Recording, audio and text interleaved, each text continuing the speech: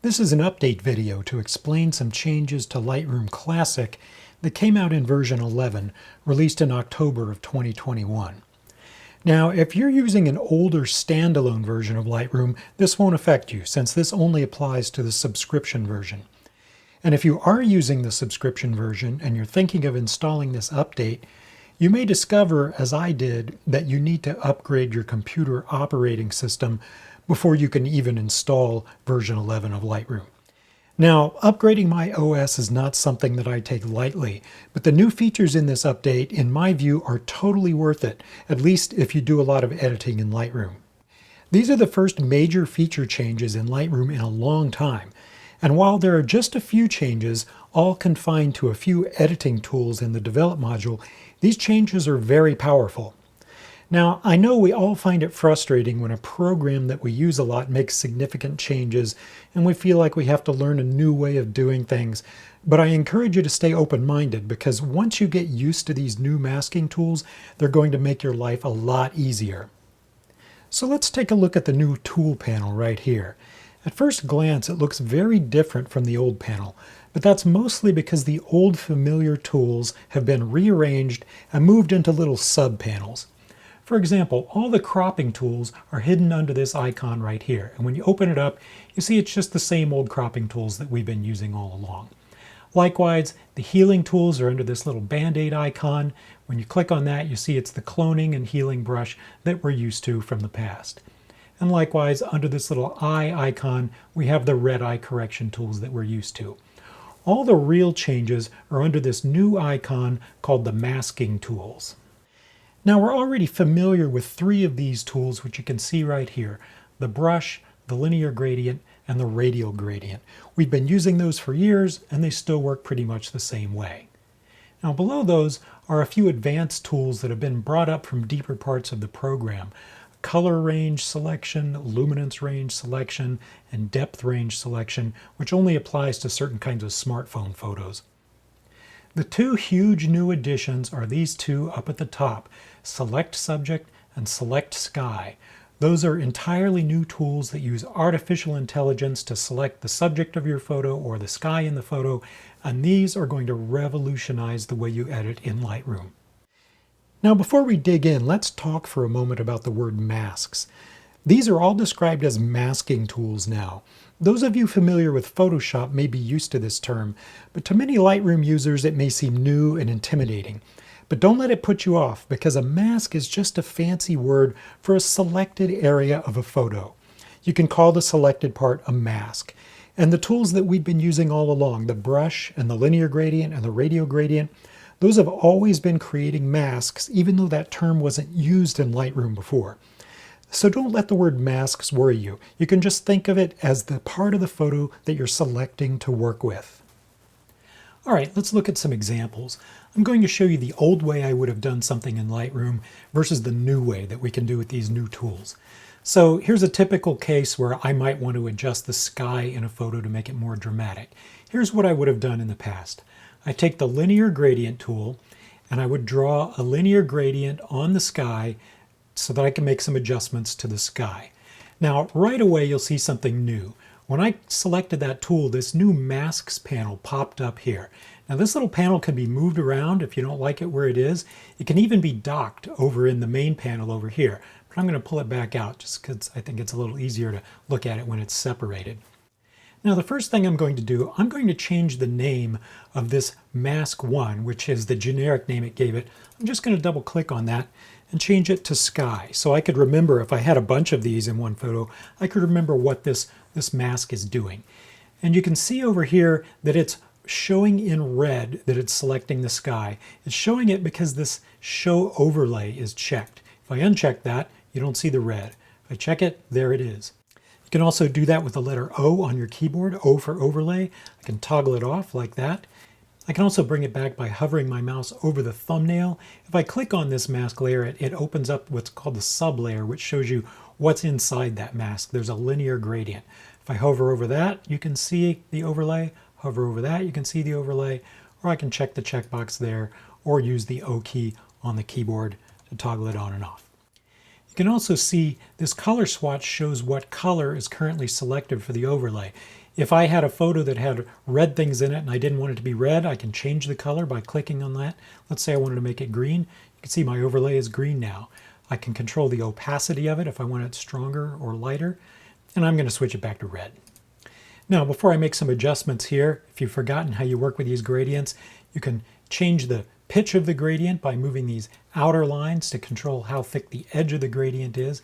You can move the whole thing by dragging on the pin in the center, and you can rotate it by clicking on the center line and dragging. So I would adjust the gradient to capture as much of the sky as I could. It gets a little bit into my subject unavoidably, but that's a trade-off we used to have to make. And once I selected the part of the sky that I wanted to work with, I would go over and make some changes to make the sky more dramatic. Let's say I'd bring the exposure down and I'd push the clarity up to give it more contrast and maybe some dehaze. And I do all that stuff to make the sky more dramatic. And that looks pretty good. But there's a problem. While I adjusted the sky, I also was adjusting my subject because you can see the gradient partly overlays the subject.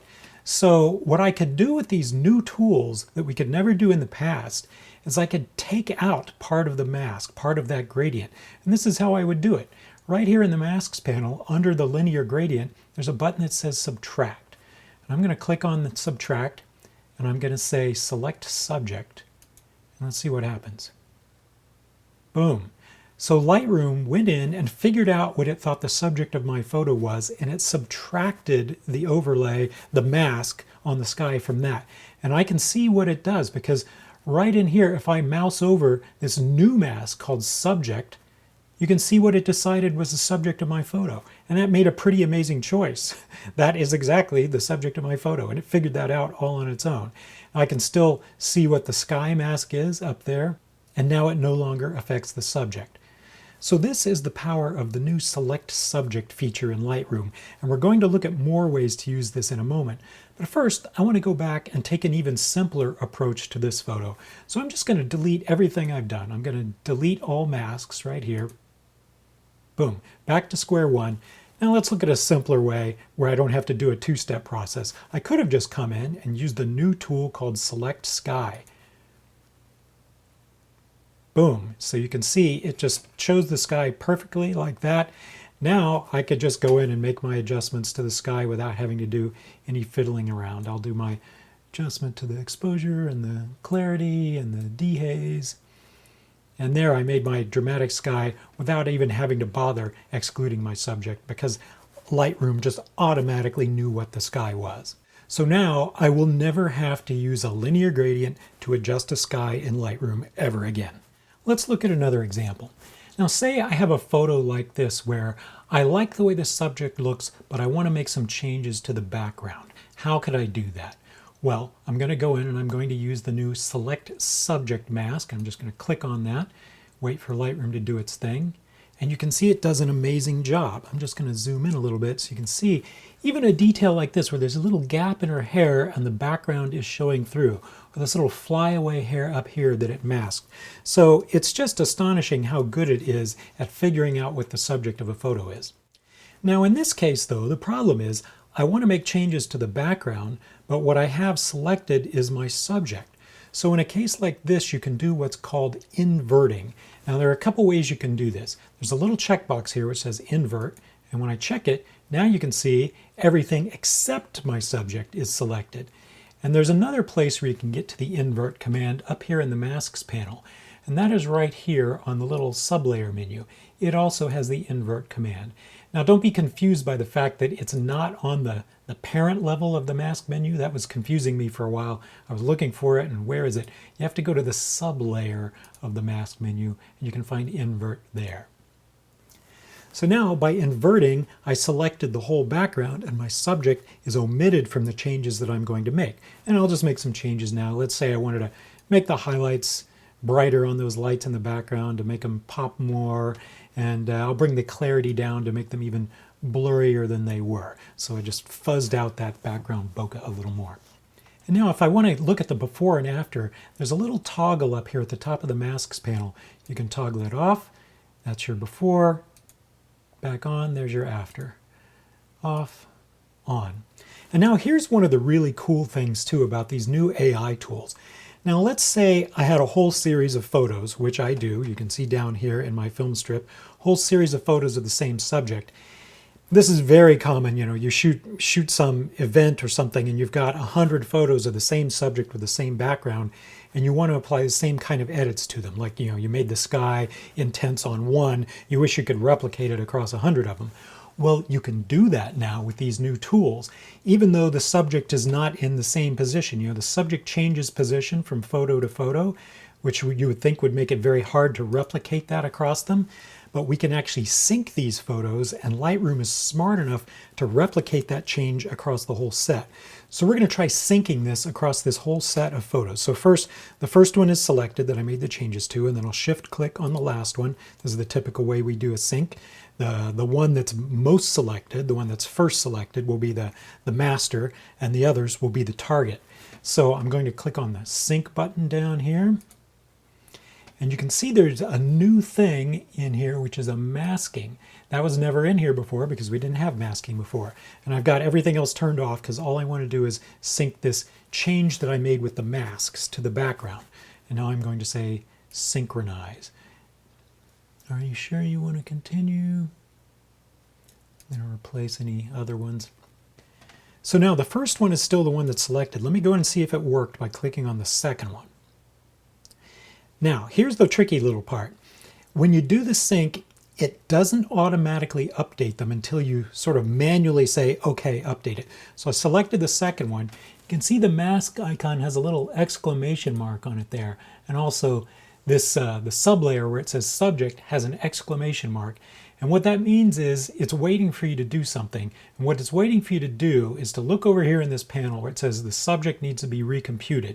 Because this subject is in a different position from the subject on the one that it's trying to copy the mask from. So it has to calculate. And to get it to do that, you click on the little button that says update. And you can see it come in the background where it brightened and blurred out those lights some more. I'll do it on the third one so you can see it again. So here's the third one. As you can see, it's got the exclamation mark like something is wrong. It wants me to click update. And there it did it. So you would have to do that to each of these manually. I'm not sure whether in the future they might streamline this so that you don't have to do the little manual update, but it's still incredible to me, even having to do this extra step.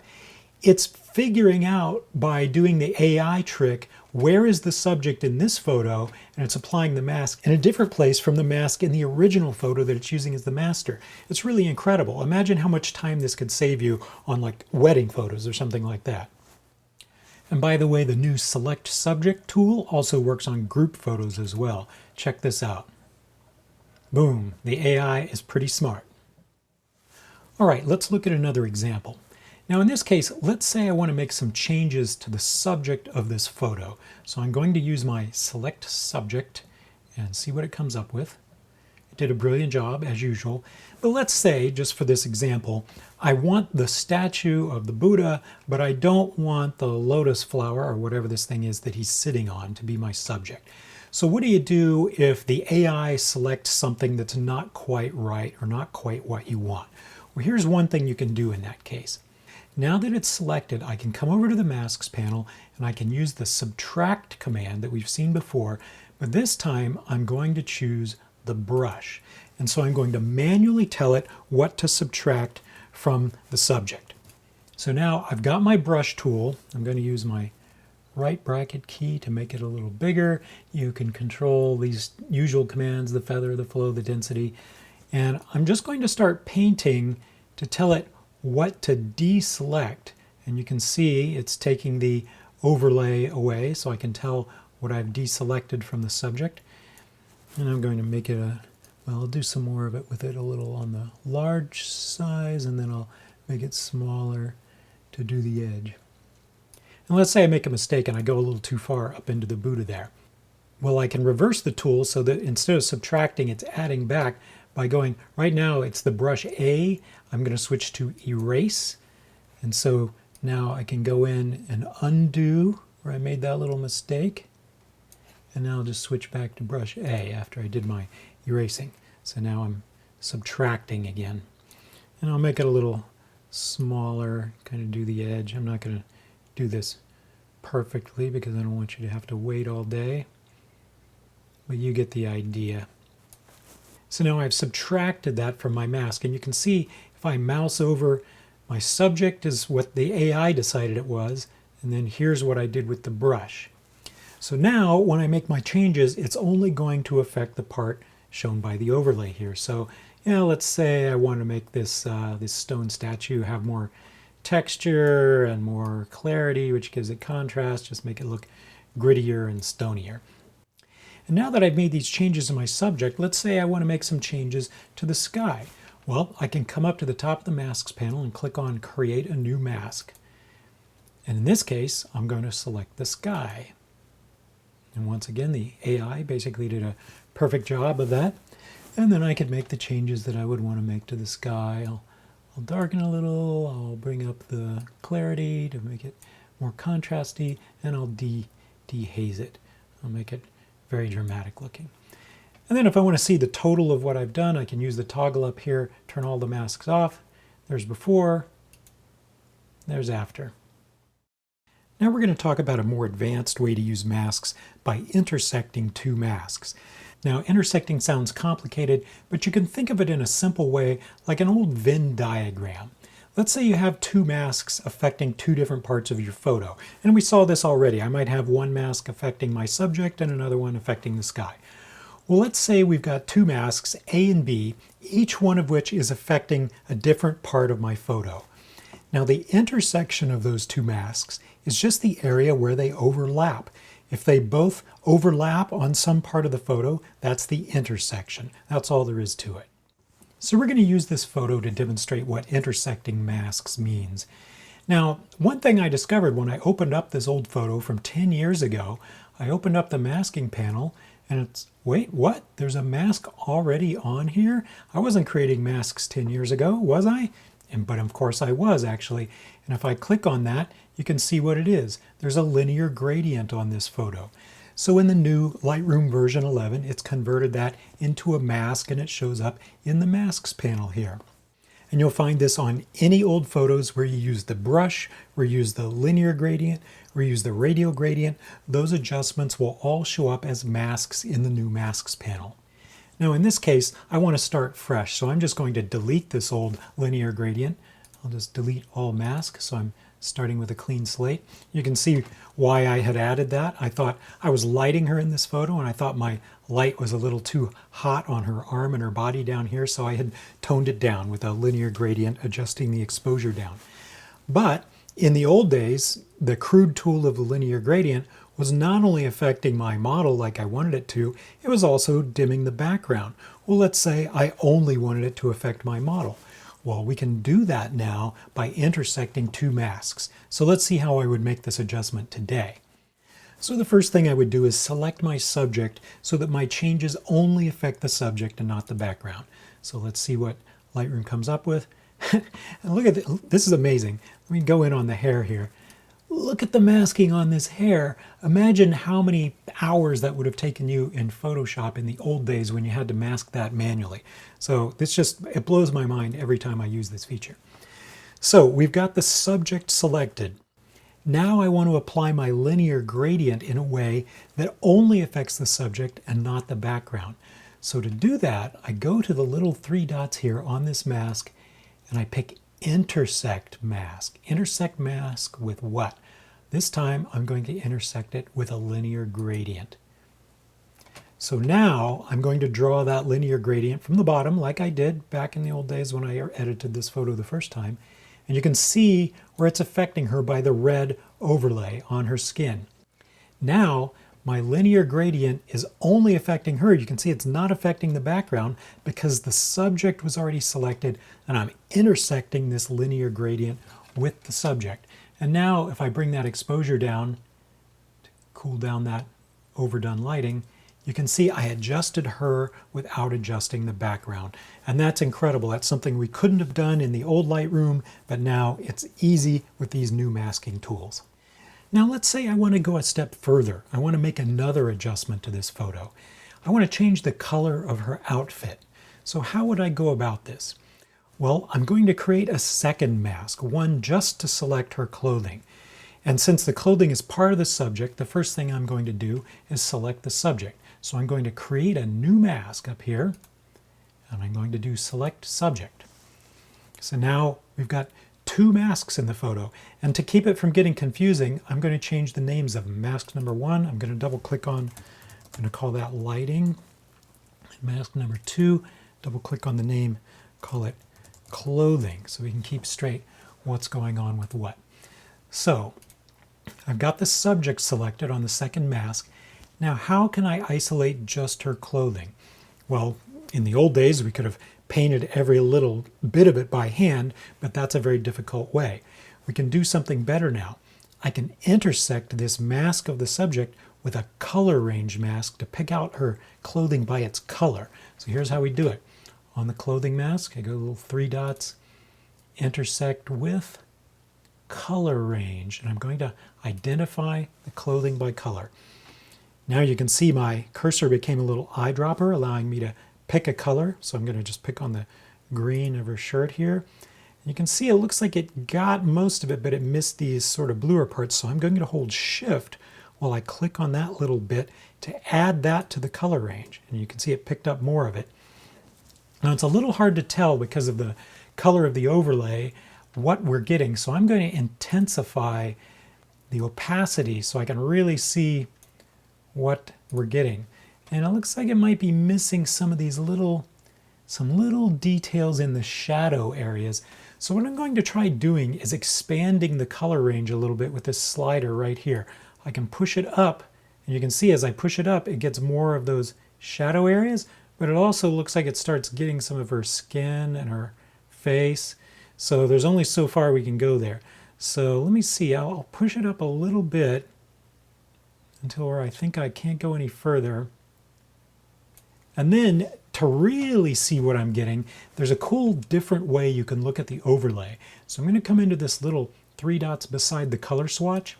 Right now it's set to color overlay. Sometimes it helps to look at it as a black and white mask, and you may be familiar with this if you use Photoshop. So you can see as a black and white mask, it's very clear what's getting picked up. Still looks like I'm missing some in the shadow here and maybe some in the shadows there. So I'm going to try pushing up the color range a little bit further. You can see the further I go, the more it picks up things that I don't want. So I'm going to go about as far as I think I can. I don't want these parts, so what I can do now that I've got this selected, I can subtract the parts that I don't want. How do I do that? Well, on this mask, I've got the subtract button. I can pick subtract, I can pick brush, I can just brush out what I don't want. I'm not going to worry about the parts down here because this is sort of the reflection of her clothing on her skin, and it's very faint. So I'm not going to worry about that because it doesn't matter if we change that slightly. Okay, so now I'm going to flip back to the color overlay again. And it looks like we've definitely got the clothing selected there. So now that I've got that picked out, I can come in and just change the color. I'm using the hue adjustment. I'm going to take it from green and make it blue. So I can toggle the masks off and on. That's before, that's after. And that's all of them, but you can see these are separate layers so I can look at them independently. Here's the clothing layer. That's before, that's after. Here's the lighting layer. Before and after. So I think you can see how incredibly powerful these new masking tools are. We've only scratched the surface of what can be done with them. This is a big update that takes Lightroom much further into Photoshop territory. And by the way, if you don't yet have my full course, Lightroom Made Easy, you can get it from the link below this video. This is a complete course containing 35 videos, more than 7 hours of instruction, and it takes you all the way through, from the basics of Lightroom to the most advanced topics. It's the only Lightroom course you'll need, and it's my most popular training course by far. Alright, that's it. I hope you found this video helpful, and I hope you have as much fun as I'm having playing with these new tools.